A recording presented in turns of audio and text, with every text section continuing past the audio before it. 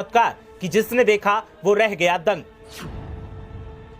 Escalator निर्माण के लिए हो रही थी खुदाई, लेकिन अचानक आंखों के सामने वो सब हुआ जिस पर आसानी से नहीं होता यकीन। खुदाई में निकला भक्ति का खजाना और लिपटे थे खजाने पर नाग नागिन। खजाना देखा तो फिर भोले के भक्त हो गए मगन।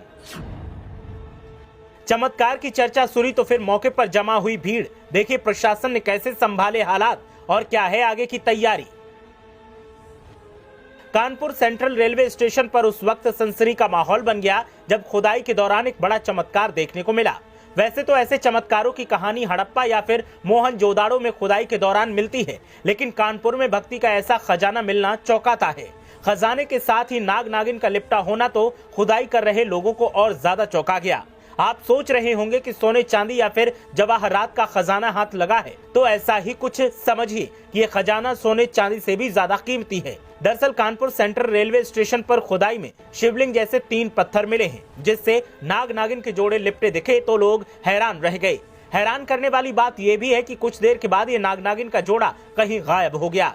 जानकारी मिलते ही आसपास के लोगों की भीड़ जमा हो गई, जिन्हें संभालने के लिए पुलिस को मोर्चा संभालना पड़ा।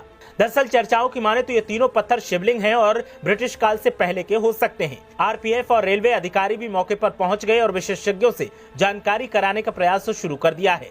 कानपुर सेंट्रल रेलवे स्टेशन पर बीते करीब 1 साल से आरपीएफ सेंट्रल थाने के पास एस्केलेटर और पैदल पुल निर्माण का काम चला रही है। एस्केलेटर बनाने का काम पूरा होने के करीब है। यहाँ पर निर्माण के लिए खुदाई शुरू की गई थी। मंगलवार की सुबह भी दूसरी तरफ लोहे के एंगल लगाने के लिए खुदाई की जा रही थी। खुदाई के दौरान मलबा हटाते ही नीचे एक के बाद एक 3 शिवलिंग दिखाई दिए। मौके पर काम करने वालों की माने तो शिवलिंग से नाग और नागिन का जोड़ा भी लिपटा हुआ था।